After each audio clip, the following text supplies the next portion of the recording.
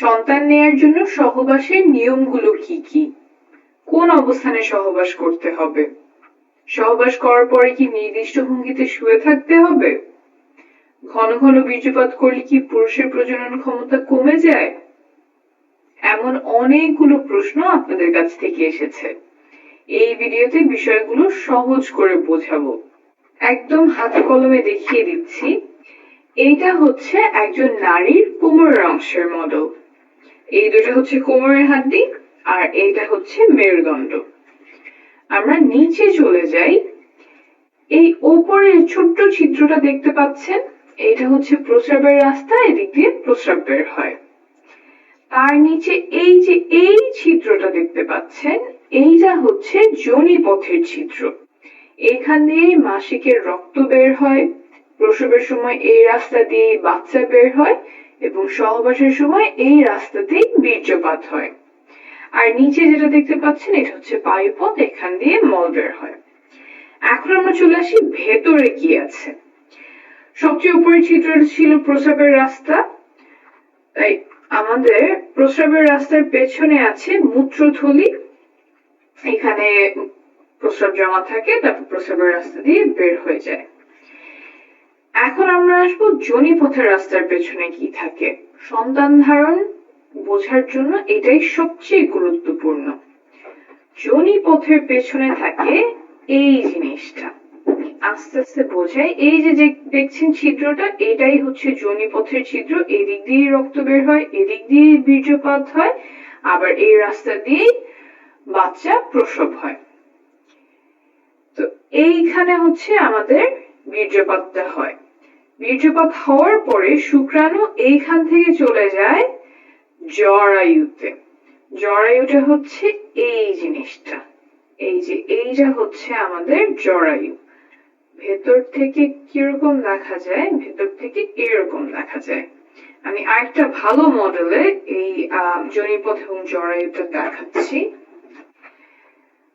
এই যে এটা একই, এই জায়গাটা, এইটা হচ্ছে আমাদের যোনিপথের ছিদ্র। এই দিক দিয়ে মাসিকের রক্ত বের হবে।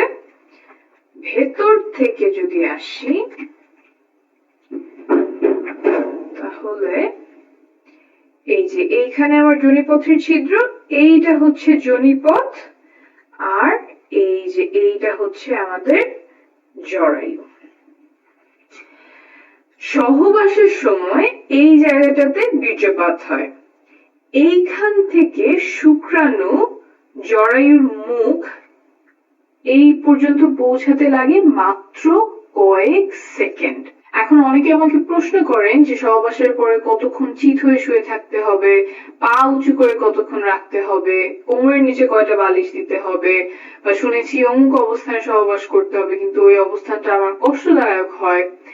এই যে যতগুলো কাজ বললাম, এই কাজগুলোর কোনোটা গর্ভধারণে বা সন্তান ধারণে উপকার করে এমন কোনো প্রমাণ নেই। তাই এগুলোতে যদি আপনার কষ্ট হয় তাহলে এগুলো করার কোনো প্রয়োজন নাই। আপনার যদি ভালো লাগে তাহলে করতেই পারেন।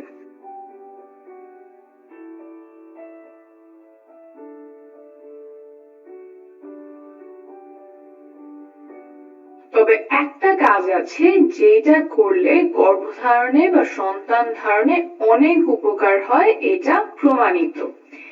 সেটা হলো সঠিক সময়ে সহবাস করা। সঠিক সময় বলতে এই যে এখানে যে বীর্যপাতটা হলো, তারপর শুক্রাণুর কিন্তু অনেক দূর পর্যন্ত যেতে হবে। শুধুমাত্র জরায়ুতে গেলেই হবে না, জরায়ুর পরেও আরো রাস্তা আছে, সেটা আমি দেখাচ্ছি। এই যোনিপথ পার হয়ে জরায়ু পার হয়ে নালী পর্যন্ত আসতে হয়। এই যে জরায়ুর দুই পাশে যে জিনিসটা দেখছেন, এইটাই ডিম্বাশয়। এইখানে ডিম্বাণু থাকে, তারপর ডিম ফুটে বের হয়ে নালীতে আসে। এইখানে এসে ডিম্বাণু শুক্রাণুর সাথে মিলিত হয়। অর্থাৎ শুক্রাণুর যে লম্বা পথ, যোনিপথ, তারপর জরায়ু, তারপর নালীতে আসা, এই লম্বা যাত্রায় তাকে অনেক কিছু সাহায্য করে। যোনিপথের যে স্রাব আছে, জরায়ুর যে স্রাব আছে, তারপর সংকোচন প্রসারণ, এই সব মিলে শুক্রাণুর পথটাকে সুগম করে। কিন্তু এই সুগম করার কাজ সে মাসের একটা নির্দিষ্ট সময়েই করে, যেটাকে আমরা বলি ফার্টাইল টাইম। অন্য সময়গুলোতে এই স্রাবগুলো শুক্রাণুর জন্য সহায়ক না, দরজাগুলো বন্ধ করে দেয় যাতে শুক্রাণু জায়গা মতো পৌঁছাতে পারে না। তাই এই ফার্টাইল টাইম বা সঠিক সময়, সহবাসের সঠিক সময় জানাটা খুব গুরুত্বপূর্ণ। কিছু লক্ষণ আছে যা দেখে এই সময়টা খুব ভালোভাবে চিনতে পারা যায়। এটা নিয়ে আমি আলাদা একটা ভিডিও করেছি, আপনারা চাইলে দেখে নিতে পারেন। এখন আসি এমন একটা বিষয়ে যাতে সন্তান ধারণের ক্ষমতা কমে যাওয়ার সম্ভাবনা আছে।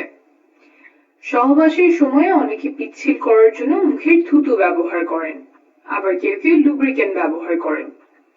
ল্যাবে পরীক্ষা করে পাওয়া গেছে যে থুতু এবং কয়েক ধরনের লুব্রিকেন্ট শুক্রাণুর চলাচল ক্ষমতা কমিয়ে দেয়। তাই সাবধানতা বশত এসব পরিহার করার পরামর্শ দিচ্ছে American society for reproductive medicine. অর্থাৎ আপনি যদি থুতু ব্যবহার করেন সেটা আপাতত বন্ধ রাখলে ভালো হবে, আর যদি লুব্রিকেন্ট ব্যবহার করতে হয় তাহলে এই লেখাটা প্যাকেটের গায়ে দেখে কিনবেন।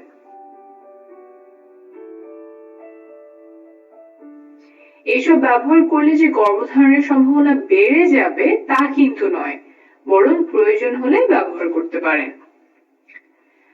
এখন বলি, ঘন ঘন বীর্যপাত করলে পুরুষের প্রজনন ক্ষমতা কমে যায় কিনা, সন্তান ধারণের জন্য কত ঘন ঘন সহবাস করা প্রয়োজন। একটা গবেষণায় দেখা গেছে যে প্রতিদিন সহবাস করলে সফল হওয়ার সম্ভাবনা সবচেয়ে বেশি থাকে, 37%। একদিন পর পর সহবাস করলেও সফলতার সম্ভাবনা কাছাকাছি থাকে, 33%। কিন্তু যদি সপ্তাহে একবার সহবাস করা হয় তখন সম্ভাবনা নেমে আসে মাত্র 15%। অর্থাৎ ঘন ঘন সহবাসে সফলতার সম্ভাবনা বাড়ে। প্রতিদিন বা একদিন পর পর চেষ্টা করলে সর্বোচ্চ সম্ভাবনা থাকে। অনেকের একটা ভুল ধারণা আছে যে ঘন ঘন বীর্যপাত করলে পুরুষের প্রজনন ক্ষমতা কমে যায়। অনেকদিন পর পর বীর্যপাত করলে বীর্য ঘন মনে হয়, সেখান থেকে এই ধারণা তৈরি হতে পারে। তবে প্রায় 10,000 বীর্যের স্যাম্পল নিয়ে করা একটা বড় গবেষণায় দেখা গেছে যে প্রতিদিন বীর্যপাতেও শুক্রাণুর সংখ্যা স্বাভাবিক থাকে। আমি নিচে রেফারেন্স দিয়ে দিব, আপনি নিজেই চেক করে নিতে পারবেন। মোট কথা, প্রতিদিন বা একদিন পর পর চেষ্টা করলে সর্বোচ্চ সম্ভাবনা থাকে। আর যদি ফার্টাইল উইন্ডো বা গর্ভধারণের সবচেয়ে সম্ভাবনাময় সময়টা খুঁজে বের করে তখন ঘন ঘন চেষ্টা করা যায় তাহলে আরো ভালো। তবে সবার পক্ষে এসব শিডিউল মেনে চেষ্টা করা সম্ভব নয়, অনেকের জন্য সেটা উপযুক্ত হবে না। আপনি নির্ভরযোগ্য তথ্যগুলো জেনে রাখলেন, তারপর আপনার পরিস্থিতি অনুযায়ী যেটা ভালো হয় আপনি সেভাবেই সিদ্ধান্ত নেবেন।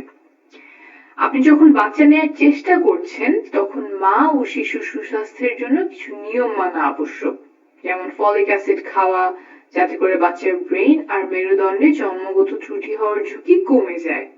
এসব আমি আরেকটা ভিডিওতে সহজে বুঝিয়েছি, প্রয়োজন হলে সেই ভিডিওটি দেখে নেবেন। ভালো থাকবেন, সুস্থ থাকবেন।